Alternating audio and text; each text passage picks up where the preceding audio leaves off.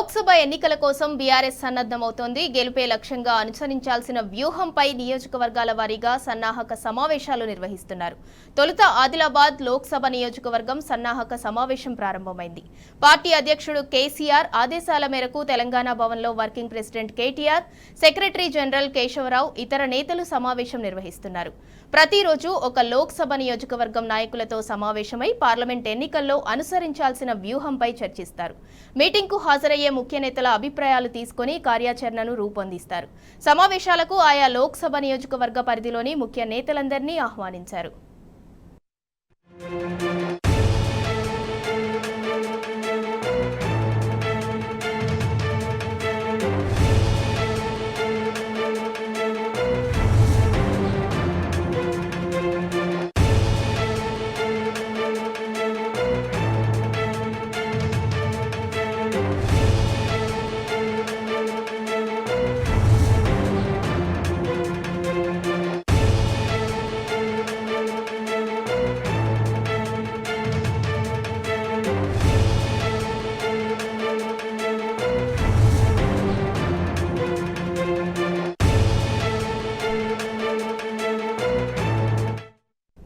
లోక్సభ ఎన్నికల కోసం బీఆర్ఎస్ సన్నద్ధమవుతోంది. గెలుపే లక్ష్యంగా అనుసరించాల్సిన వ్యూహంపై నియోజకవర్గాల వారీగా సన్నాహక సమావేశాలు నిర్వహిస్తున్నారు. తొలుత ఆదిలాబాద్ లోక్సభ నియోజకవర్గం సన్నాహక సమావేశం ప్రారంభమైంది. పార్టీ అధ్యక్షుడు కేసీఆర్ ఆదేశాల మేరకు తెలంగాణ భవన్లో working president KTR, secretary general Keshava Rao, ఇతర నేతలు సమావేశం నిర్వహిస్తున్నారు. ప్రతిరోజు ఒక లోక్సభ నియోజకవర్గం నాయకులతో సమావేశమై పార్లమెంట్ ఎన్నికల్లో అనుసరించాల్సిన వ్యూహంపై చర్చిస్తారు. మీటింగ్కు హాజరయ్యే ముఖ్య నేతల అభిప్రాయాలు తీసుకుని కార్యాచరణను రూపొందిస్తారు. సమావేశాలకు ఆయా లోక్సభ నియోజకవర్గ పరిధిలోని ముఖ్య నేతలందరినీ ఆహ్వానించారు.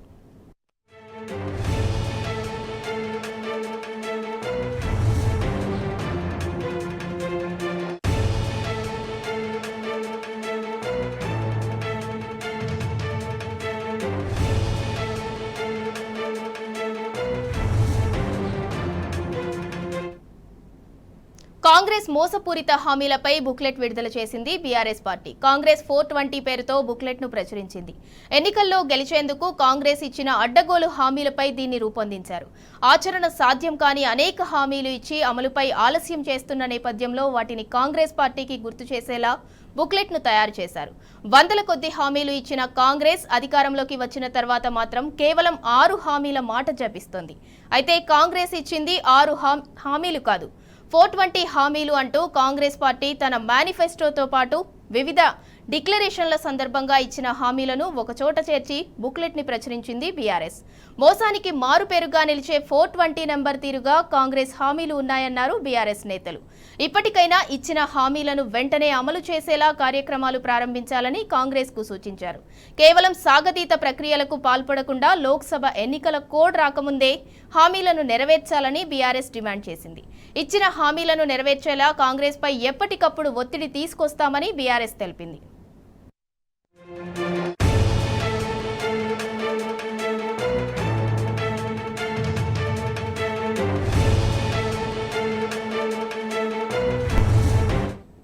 ఇక ఇదే అంశంపై మరింత సమాచారం మా ప్రతినిధి సరిత అందిస్తారు. సరిత, చెప్పండి, కాంగ్రెస్ పార్టీపై బీఆర్ఎస్ 420 పేరుతో ఒక బుక్లెట్ ని కూడా రిలీజ్ చేసింది. దీనికి సంబంధించి పూర్తి అప్డేట్ ఇవ్వండి. కాంగ్రెస్ పార్టీ ఇచ్చినటువంటి మోసపూరిత హామీలపైన బీఆర్ఎస్ పార్టీ 420 పేరుతో ఒక బుక్లెట్ ని రిలీజ్ చేయడం జరిగింది. ముఖ్యంగా కాంగ్రెస్ పార్టీ ఎన్నికల్లో గెలిచేందుకు ఇచ్చినటువంటి అడ్డమైన హామీలపైన ఈ రోజు ఆదిలాబాద్ పార్లమెంట్ నియోజకవర్గం సమీక్షా సమావేశం సందర్భంగా తెలంగాణ భవన్ కి వచ్చినటువంటి ప్రతి ప్రజాప్రతినిధికి కావచ్చు, కార్యకర్తకు కావచ్చు ఆ బుక్లెట్ ని ఇవ్వడం జరిగింది. కేవలం ఎన్నికల్లో గెలవడం కోసమే మోసపూరితంగా ఆచరణ సాధ్యం కానటువంటి హామీలను ఇవ్వడం జరిగింది. కానీ కేవలం 6 గ్యారంటీలు ఇచ్చాము అనేటువంటి విధంగా కాంగ్రెస్ పార్టీ చెప్తుంది. కానీ కాంగ్రెస్ పార్టీ ఇచ్చింది 6 గ్యారంటీలు కాదు. 6 గ్యారంటీల కంటే ముందే వాళ్ళు వివిధ జిల్లాల్లో పెట్టినటువంటి సభల్లో బీసీ డిక్లరేషన్ కావచ్చు, ఎస్సీ డిక్లరేషన్ కావచ్చు, నిరుద్యోగానికి సంబంధించినటువంటి అంశాలపైన కావచ్చు, అనేక డిక్లరేషన్లను కూడా కాంగ్రెస్ పార్టీ ఇవ్వడం జరిగింది. దాంతో పాటు 6 గ్యారంటీలు ఇచ్చారు. దాంతో పాటు మేనిఫెస్టోని కూడా రిలీజ్ చేయడం జరిగింది. మొత్తం వాళ్ళు ఇచ్చినటువంటి హామీలు 6 హామీలతో కలిసి 420 హామీలను ఇవ్వడం జరిగింది. ఆ హామీలన్నీ కూడా కాంగ్రెస్ పార్టీ నెరవేర్చాలి. కేవలం 6 హామీలని మాత్రమే ఇచ్చాము అంటూ కాంగ్రెస్ పార్టీ ఇచ్చినటువంటి మేనిఫెస్టోలో ఉన్నటువంటి అంశాలు కావచ్చు, మిగతా డిక్లరేషన్ లో ఉన్నటువంటి అంశాలని కావచ్చు చర్చకు రానియకుండా ఒక మోసపూరితమైనటువంటి విధానాన్ని అవలంబిస్తుంది అనేటువంటిది బీఆర్ఎస్ పార్టీ చెప్తూ వస్తుంది. ఇప్పటికే ఇచ్చినటువంటి 6 హామీల్లో 2 హామీలను నెరవేర్చాము అనేటువంటిది కాంగ్రెస్ పార్టీ చెప్తూ వస్తుంది. కానీ 6 హామీలు కాదు, మొత్తం 420 హామీలను కాంగ్రెస్ పార్టీ ఇవ్వడం జరిగింది. ఆ 420 హామీలు కూడా ఖచ్చితంగా అమలు చేసి తీరాల్సిందే, అమలు చేయించే విధంగా మేము ప్రభుత్వంపై ఒత్తిడి తీసుకువస్తాము అనేటువంటిది బీఆర్ఎస్ పార్టీ చెప్తూ వస్తుంది. అదేవిధంగా ఆ హామీలన్నింటినీ కూడా లేట్ చేయకుండా ఇచ్చినటువంటి 6 హామీలు కావచ్చు, మిగతా అనేక అంశాలపైన కావచ్చు, ఎన్నికల షెడ్యూల్ రావడానికంటే ముందే పార్లమెంట్ ఎన్నికల షెడ్యూల్ వస్తే కనుక ఈ హామీలన్నీ వెనక్కు వెళ్లేటువంటి అవకాశం ఉంటుంది. కాబట్టి పార్లమెంట్ ఎన్నికల కంటే ముందే వాటన్నింటినీ లాంచ్ చేస్తే కనుక ఆన్ గోయింగ్ ప్రాజెక్టుల కింద, ఆన్ గోయింగ్ పథకాల కింద వాటన్నింటినీ కూడా నెరవేర్చేటువంటి అవకాశం ఉంటుంది. కానీ పార్లమెంట్ ఎన్నికల కంటే ముందు కనుక ఈ హామీలని లాంచ్ చేయకపోతే ఎలక్షన్ షెడ్యూల్ ప్రకటించిన తర్వాత ఎలక్షన్ కమిషన్ నిబంధనలకు అనుగుణంగా హామీలను లాంచ్ చేసేటువంటి అవకాశం ఉండదు. ఒకవేళ అవకాశం కనుక ఉండకపోయినట్లయితే అన్ని ఇప్పుడు దేశవ్యాప్తంగా జరుగుతున్నటువంటి పార్లమెంట్ ఎన్నికల షెడ్యూల్ అయిపోయి మళ్ళీ వాళ్ళు ప్రకటించినటువంటి హామీలు లాంచ్ అయ్యేందుకు మే, జూన్ వరకు వెళ్లాల్సి ఉంటుంది. అంటే ఇంకా 4 నెలల సమయం పడుతుంది. అప్పటి వరకు వెళ్లకుండా ఇప్పుడే పార్లమెంట్ ఎన్నికల కంటే ముందే, పార్లమెంట్ ఎన్నికల షెడ్యూల్ కంటే ముందే కాంగ్రెస్ పార్టీ ఇచ్చినటువంటి హామీలు నెరవేర్చే విధంగా కాంగ్రెస్ పార్టీ పైన కాంగ్రెస్ పార్టీకి సంబంధించి కాంగ్రెస్ పార్టీ పైన ఒత్తిడి తీసుకొచ్చేటువంటి విధంగా మేము ప్రయత్నం చేస్తామని బీఆర్ఎస్ పార్టీ చెప్తుంది. అందులో భాగంగానే ప్రతి కార్యకర్తకు వాళ్ళు ఇచ్చినటువంటి హామీలు తెలవాలి. వీటన్నింటినీ కూడా తెలంగాణ వ్యాప్తంగా చర్చ జరిగేలాగా చూడాలి. కాంగ్రెస్ పార్టీ కేవలం 6 హామీలను ఇవ్వలేదు, 420 హామీలను ఇవ్వడం జరిగింది. వీటన్నింటినీ కూడా ఖచ్చితంగా నెరవేర్చాలి అని కాంగ్రెస్ పార్టీ పైన ఒత్తిడి తీసుకొచ్చేటువంటి ప్రయత్నం బీఆర్ఎస్ పార్టీ చేస్తుంది. అందులో భాగంగానే తెలంగాణ ప్రజలందరికీ, అదేవిధంగా బీఆర్ఎస్ పార్టీకి సంబంధించినటువంటి కార్యకర్తలు తెలంగాణ ప్రజలకి విడమర్చి చెప్పేటువంటి విధంగా ఈ రోజు ఆదిలాబాద్ పార్లమెంటు నియోజకవర్గం సమీక్షా సమావేశంకి వచ్చినటువంటి ప్రతి కార్యకర్తకు బీఆర్ఎస్ పార్టీ ఒక బుక్లెట్ ని ప్రచురించి ఇవ్వడం జరిగింది. దీన్ని ఆయా నియోజకవర్గాల్లో ఈ రోజు నుంచి ప్రతి నియోజకవర్గ పార్లమెంట్ నియోజకవర్గ సమీక్ష సమావేశాలకు హాజరయ్యేటువంటి ప్రతి ఒక్కరికి ఈ బుక్లెట్ ని పార్టీ ఇవ్వబోతుంది. దీనిని తీసుకొని వెళ్లి జనంలోకి మరింత బలంగా తీసుకెళ్లాలి అనేటువంటిది పార్టీకి సంబంధించినటువంటి నాయకత్వం కార్యకర్తలకు చెప్తూ వస్తుంది. Sindhura. Right, thank you Saritha.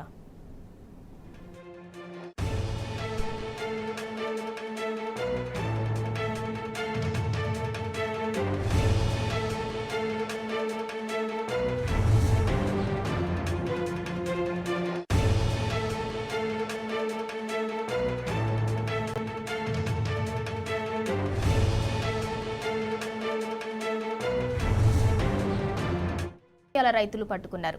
జగిత్యాలలో లక్షలు విలువ చేసే వందలాది వ్యవసాయ బావి మోటార్లను కొందరు దుండగులు కొంతకాలంగా చోరీ చేస్తున్నారు. మోటార్లు దొంగిలించటంతో నీరు లేక పంటలు ఎండిపోతున్నాయి. దీంతో బావికాడ కాపు కాసిన రైతులు దొంగలను పట్టుకుని చితకబాదారు. రైతుల ఫిర్యాదు మేరకు కేసు నమోదు చేసుకున్న పోలీసులు 3 నిందితులను అరెస్ట్ చేశారు.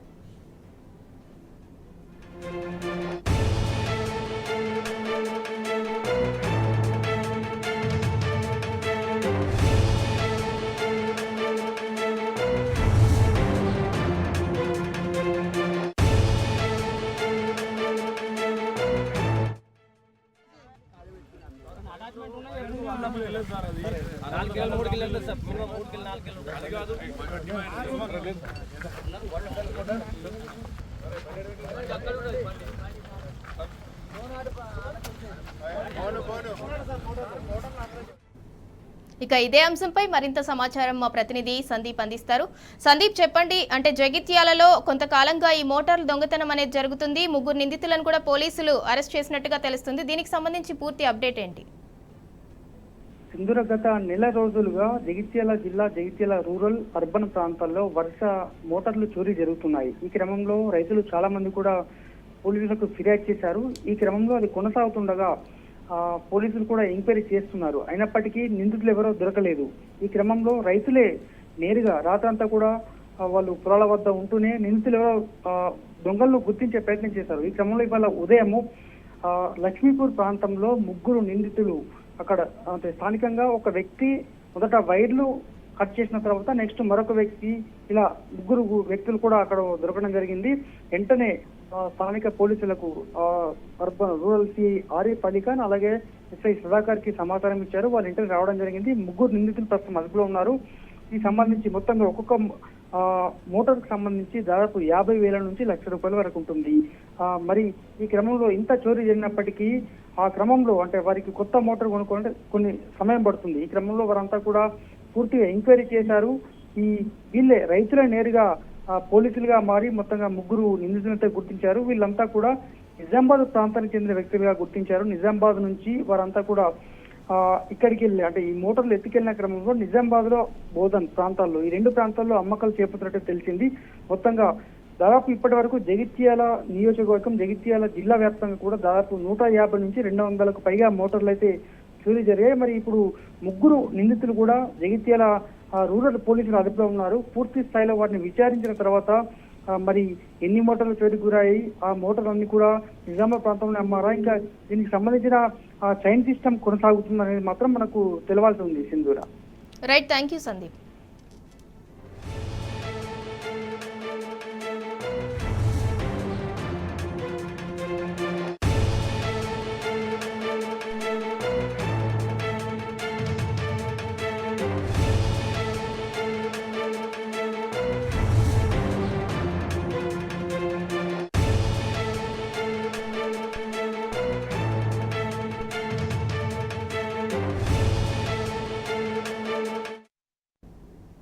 పెండింగ్ లో ఉన్న మల్లన్న సాగర్ కెనాల్ కాల్వలను పూర్తి చేసి రైతులకు నీరందిస్తున్నామన్నారు ఎమ్మెల్యే కొత్త ప్రభాకర్ రెడ్డి. సిద్దిపేట జిల్లా దుబ్బాక మండలం నుంచి చెల్లాపూర్ వరకు వెళ్లే మల్లన్న సాగర్ కెనాల్ ను ఆయన పరిశీలించారు. ఈ కాల్వ పూర్తయితే 14.5 కిలోమీటర్ల మేర సాగవుతుందని చెప్పారు. అసంపూర్తిగా ఉన్న కాలువలను త్వరలోనే పూర్తి చేస్తామని కొత్త ప్రభాకర్ రెడ్డి తెలిపారు.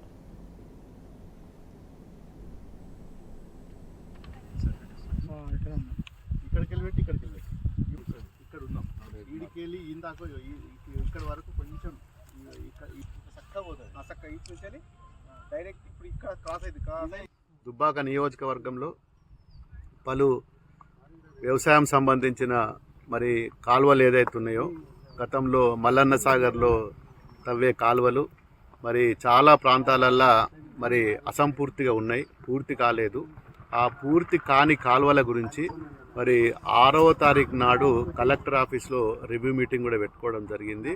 నియోజకవర్గానికి సంబంధించిన మరి అన్ని మండలాలకు సంబంధించిన మెదక్ జిల్లాలో ఉన్న నార్సింగు చేగుంట కూడా అదే రోజు సిద్దిపేట కలెక్టర్ ఆఫీస్లో ఇరిగేషన్ డిపార్ట్మెంటు, రెవెన్యూ డిపార్ట్మెంటు కలెక్టర్లతోటి సమావేశం కూడా కావడం జరిగింది. దానికి సంబంధించిన మరి పిల్ల కాలువలు ఏదైతే ఉన్నాయో చెల్లాపూర్ నుంచి గంభీర్పూర్ వరకు ఇక అక్కడక్కడ స్ట్రక్చర్స్ పెండింగ్ ఉన్నాయి. ఆ కాలువలను కూడా ఈరోజు ఇరిగేషన్ డిపార్ట్మెంట్ వాళ్ళతోటి రెవెన్యూ డిపార్ట్మెంట్ వాళ్ళతోటి పూర్తిగా పరిశీలించడం జరిగింది. చెల్లాపూర్ నుంచి మల్లన్న సాగర్ నుంచి వచ్చే కెనాలు మరి ఇక్కడ దుంపలపల్లి, పెద్దగుండవెల్లి, దాని తర్వాత చెల్లాపురం నుంచి మరి కమ్మరపల్లి, అచ్మాయపల్లె, పోతారం, గంభీరపురం, శిలాజీనగర్ వరకు పోయే కెనాల్ను ఈరోజు పూర్తిగా పరిశీలించినాం. మరి త్వరలోనే ఈ కాలువలు పూర్తి చేసి రైతులకు మరి యాసంగి పొలాలకు పంట పొలాలకు అందించే విధంగా కూడా అన్ని విధాల ఇరిగేషన్ డిపార్ట్మెంట్తో మాట్లాడినాం. కాంట్రాక్టర్ ఎవరైతే ఏజెన్సీ ఉందో వాళ్ళతో కూడా మాట్లాడినాం. త్వరలోనే నియోజకవర్గం సంబంధించిన ఆగిపోయిన కాలువలు ఎక్కడున్నా ఈ 5-6 మాసాలలో మరి అన్నీ కూడా మళ్ళీ పునర్ప్రారంభం అయ్యే దిశలో అన్నీ కూడా మేము చేస్తామని చెప్పి రైతులకు కూడా హామీ ఇచ్చినాం. 1 ఇయర్ లోపల మొత్తం కంప్లీట్ చేసి నియోజకవర్గంలో ఉన్న అన్ని మండలాల్లో ఉన్న చెరువులు, కుంటలు నింపి అన్ని కాలువలు, పెద్ద కాలువలు, చిన్న కాలువలు, పిల్ల కాలువలు అన్నీ కూడా పూర్తి చేసే దిశలో అందరూ కూడా పనిచేస్తున్నాం. తుంగతుర్తి నియోజకవర్గం కోమటిపల్లి గ్రామంలో కాంగ్రెస్ నాయకులు బీఆర్ఎస్ కార్యకర్తలపై విచక్షణారహితంగా దాడి చేశారు. దాడిలో గాయపడిన బీఆర్ఎస్ కార్యకర్తలు నున్నా మహేష్, శ్రవణ్ను మాజీ ఎమ్మెల్యే గాదరి కిషోర్ కుమార్ పరామర్శించారు. వారి ఆరోగ్య పరిస్థితిని అడిగి తెలుసుకున్నారు. దాడికి పాల్పడిన వారిపై చర్యలు తీసుకోవాలని డిమాండ్ చేశారు.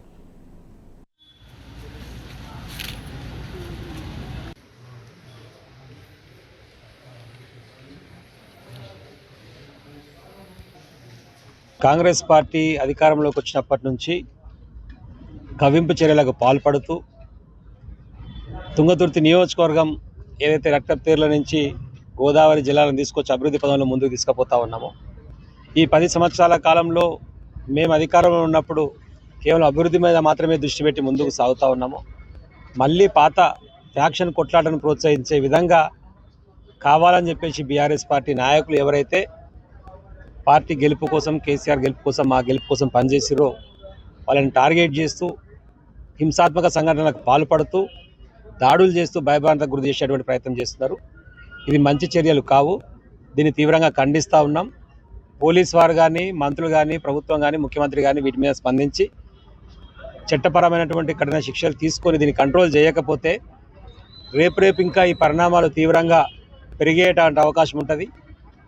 10 సంవత్సరాల కాలం మేము అధికారంలో ఉండి అభివృద్ధి మీద దృష్టి పెట్టాం కాబట్టి మేము కూడా అందరినీ ప్రోత్సహించి అందరినీ కలుపుకొని పోయేటువంటి ప్రయత్నం చేసినాం.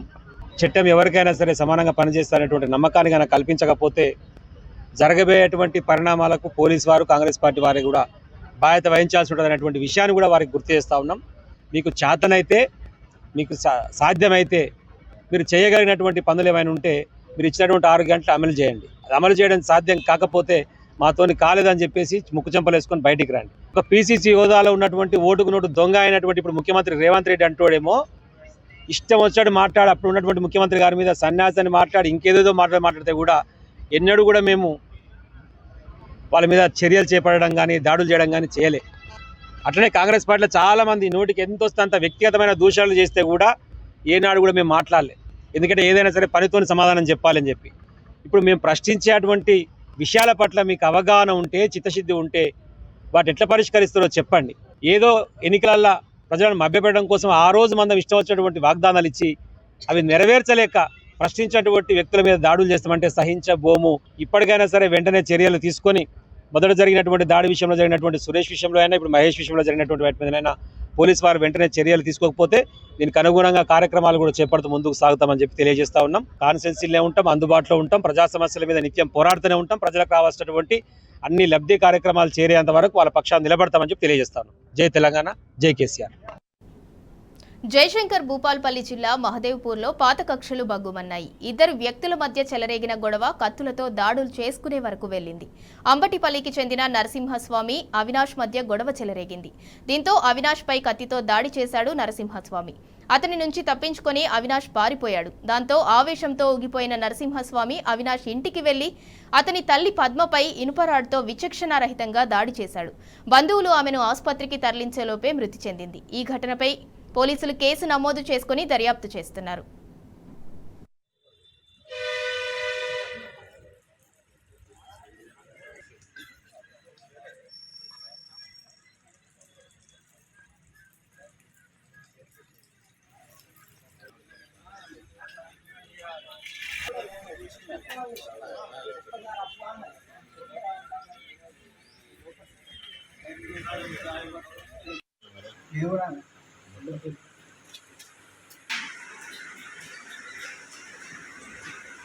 మాది అంబటిపల్లి.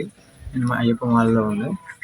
మాలలో స్నానం చేద్దామని 5 గంటలకు అట్లా లేచి స్నానం చేస్తుంది. ఆడ కూర్చున్నాక కత్తి పట్టుకొని పుట్ట నరసింహస్వామి వచ్చి ఇక్కడ దాడి చేసింది. ఇక్కడ కడిగేద్దామని చూస్తుంటే మెంతలు పెట్టింది, చేయి పెట్టి ఆపిన తర్వాత స్వాములందరూ వచ్చిళ్ళు. స్వాములు ఆపి పక్కకి తీసుకొని వెళ్ళిన తర్వాత నన్ను హాస్పిటల్ తీసుకెళ్ళాను ఆ స్వాములే. మళ్ళీ ఇంటికి పోయి మా మమ్మీ స్వామి పని చేసుకుంటుంటే వెనక నుండి రాడ్తోని కొట్టేసి లిఫ్ట్ అడిగి రేప్ చేశారని బెదిరించి డబ్బులు గుంజుకున్న కిలాడీ లేడీని హైదరాబాద్ పోలీసులు అరెస్ట్ చేశారు. నయీమా సుల్తానా అనే మహిళ ఈజీ మనీ కోసం అడ్డదారిని ఎంచుకుంది. గత కొన్నేళ్లుగా సిటీలోని పలు ప్రాంతాల్లో లిఫ్ట్ పేరుతో వాహనంలో ఎక్కటం, రేప్ చేయడానికి ప్రయత్నించారని ఆరోపిస్తూ బెదిరిస్తోంది. మహిళ బెదిరింపులకు భయపడి పలువురు పెద్ద మొత్తంలో డబ్బులు ఇచ్చి బయటపడ్డారు. అదే పద్ధతిలో జూబ్లీహిల్స్ చెక్పోస్ట్ నుంచి కేబీఆర్ పార్క్ వరకు పరమానంద అనే వ్యక్తి కారులో ప్రయాణించి అతన్ని బెదిరించింది. దీంతో ఆ వ్యక్తి మహిళపై పోలీసులకు ఫిర్యాదు చేశాడు. కేసు నమోదు చేసుకుని పూర్తి స్థాయిలో విచారించిన పోలీసులకు మహిళ బెదిరింపులన్నీ బయటపడ్డాయి. మహిళను అరెస్ట్ చేసిన పోలీసులు గతంలో మహిళ బారిన పడ్డ వారి వివరాలను సేకరిస్తున్నారు.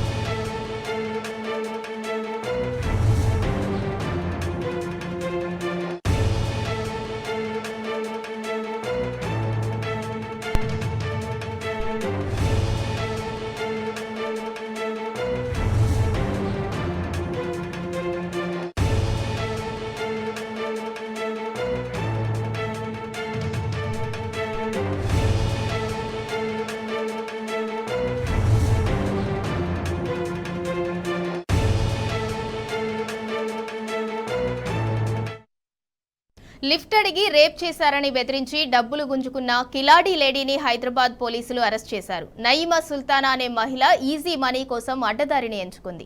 గత కొన్నాళ్లుగా సిటీలోని పలు ప్రాంతాల్లో లిఫ్ట్ పేరుతో వాహనంలో ఎక్కటం, రేప్ చేయడానికి ప్రయత్నించారని ఆరోపిస్తూ బెదిరిస్తోంది. మహిళ బెదిరింపులకు భయపడి పలువురు పెద్ద మొత్తంలో డబ్బులు ఇచ్చి బయటపడ్డారు.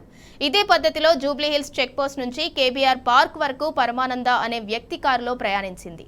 అతన్ని బెదిరించింది. దీంతో ఆ వ్యక్తి మహిళపై పోలీసులకు ఫిర్యాదు చేశాడు. కేసు నమోదు చేసుకుని పూర్తి స్థాయిలో విచారించిన పోలీసులకు మహిళ బెదిరింపులన్నీ బయటపడ్డాయి. మహిళను అరెస్ట్ చేసిన పోలీసులు గతంలో మహిళ బారిన పడ్డ వారి వివరాలను సేకరిస్తున్నారు.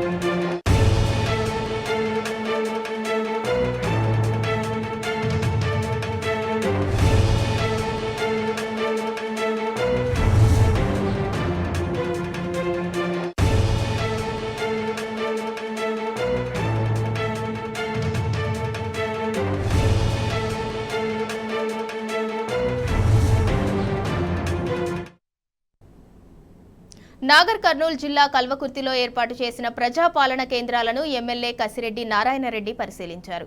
ప్రజల నుంచి 6 గ్యారంటీ పథకాల దరఖాస్తులను స్వీకరించారు. అనంతరం నిరుపేదలకు బియ్యం, విద్యార్థినులకు సైకిళ్లను ఎమ్మెల్యే పంపిణీ చేశారు.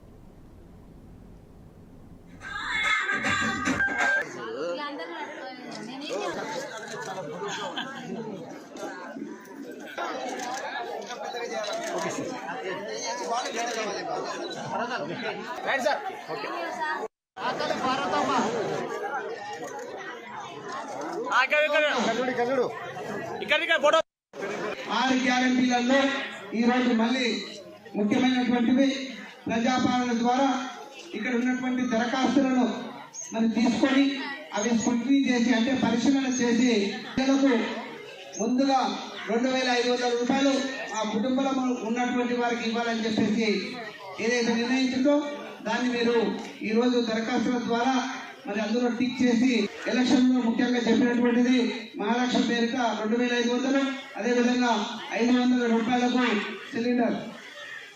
మరి అది అందరూ కూడా దాన్ని ఆహ్వానించినారు, కావాలని కోరుతున్నటువంటి సందర్భం కాబట్టి అది కూడా ఇమీడియట్ గా ఇంప్లిమెంట్ అవుతుంది. అది కూడా మీరు అందరూ ఎవరైతే అవసరం ఉందో వారందరూ కూడా దాన్ని టిక్ చేసినట్టు అవుతే మరి అర్హతను చూసి రేషన్ కార్డు లేకపోవడం కానీ అదేవిధంగా పింఛన్స్ రాని వాళ్ళు మరి అర్హత ఉండి కూడా రానటువంటి వాళ్ళు ఉన్నారు, వాళ్ళు దీన్ని అప్లై చేసుకోవాలి. ప్రజాపాలన ప్రజలను ఇక్కట్ల పాలు చేస్తోంది. వరంగల్ జిల్లా వర్ధన్నపేట మండలం చెన్నారంలో ప్రజాపాలన సభ జరిగింది. అయితే ఉదయం 10 గంటలకే గ్రామసభ అని జనాల్ని పెద్ద ఎత్తున తరలించారు. కానీ ఎమ్మెల్యే మాత్రం 2 గంటలకు వచ్చి నేరుగా భోజనానికి వెళ్లారు. మండే ఎండను సైతం లెక్క చేయకుండా వస్తే దరఖాస్తులు కూడా స్వీకరించటం లేదని ప్రజలు మండిపడ్డారు.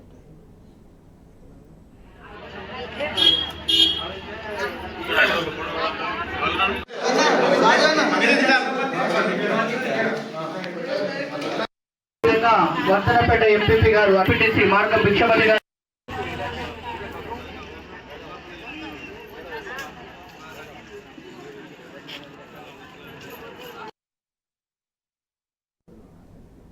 రాష్ట్ర వ్యాప్తంగా కాంగ్రెస్ మహిళలకు ఉచిత బస్ పథకంపై ఆటో డ్రైవర్ల నిరసనలు కొనసాగుతున్నాయి. కరీంనగర్ జిల్లాలో ఆటో డ్రైవర్లు భిక్షం ఎత్తుకొని రాష్ట్ర ప్రభుత్వానికి తమ నిరసనను తెలియజేశారు. కాంగ్రెస్ అనాలోచిత నిర్ణయాల వల్ల ఆటో డ్రైవర్లు భిక్షం ఎత్తుకునే పరిస్థితి ఏర్పడిందని చెప్పారు ఆటో కార్మికుల యూనియన్ అధ్యక్షుడు బొమ్మిడి శ్రీనివాస్. రాష్ట్ర ప్రభుత్వం మహిళలకు ఉచిత బస్ పెట్టి ఆటో కార్మికుల పొట్టకొట్టిందని మండిపడ్డారు. ప్రభుత్వం వెంటనే స్పందించి ఆటో కార్మికులకు నెలసరి జీవన భృతి కల్పించాలని డిమాండ్ చేశారు. ఉచిత బస్సు సౌకర్యం వలన ఆటో కార్మికుల కుటుంబాలు రోడ్డున పడ్డాయని ఆటో డ్రైవర్లు ఆవేదన వ్యక్తం చేశారు.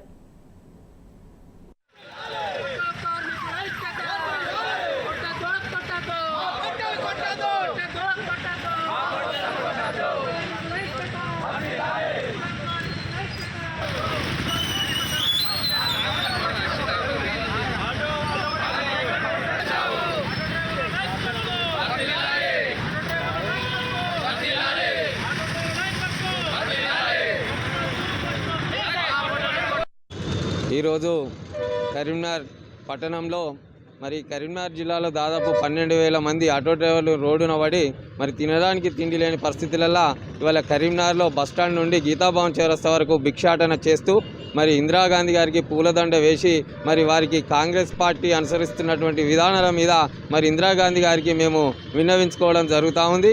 ఏంటిదంటే ఇందిరాగాంధీ గారు మీరు గరీబ్కు ఆటో అన్నారు, ఇవాళ ఉన్నటువంటి ప్రభుత్వం గరీబులను తయారు చేసి అడకతిన పరిస్థితి తీసుకొస్తూ ఉంది.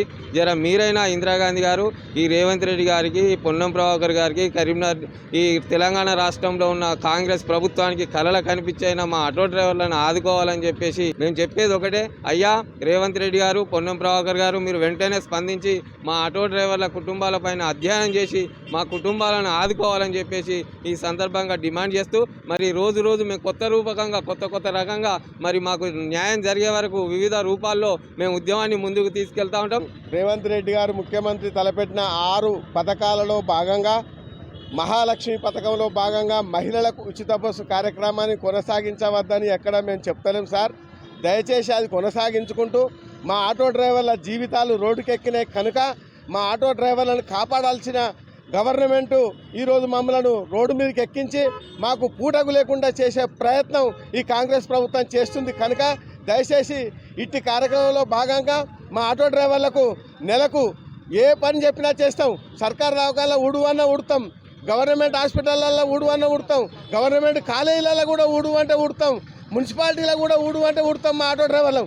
దయచేసి మా ఆటో డ్రైవర్ మిత్రులకు మీ గవర్నమెంట్ ద్వారా నెలకు కనీసం 20,000 రూపాయలు జీతం ఇచ్చి మా ఆటో డ్రైవర్లను ఆదుకోవాలని చెప్పి ఇంకా అనేక సంఘటనలు ఉన్నాయి కనుక ఇట్టి కార్యక్రమాన్ని మేము ముందుకు తీసుకొచ్చి పలు విధాలుగా ముందుకు తీసుకొస్తున్నామని చెప్పి కరీంనగర్ వేదికగా మేము ఈ సందర్భంగా తెలియజేస్తున్నాం. నిర్మల్లో మున్సిపల్ కార్మికులు ఆందోళన బాట పట్టారు. పెండింగ్ వేతనాలను వెంటనే ఇవ్వాలని డిమాండ్ చేస్తూ ఆర్టీఓ కార్యాలయం ముందు ధర్నా చేశారు. గత 3 నెలలుగా తమకు వేతనాలు ఇవ్వటం లేదని ఆవేదన వ్యక్తం చేశారు. పిల్లల స్కూల్ ఫీజులు చెల్లించలేకపోతున్నామని, కుటుంబ పోషణ భారంగా మారిందన్నారు. పెండింగ్ వేతనాలు చెల్లించకపోతే ఆందోళన తీవ్రతరం చేస్తామని హెచ్చరించారు.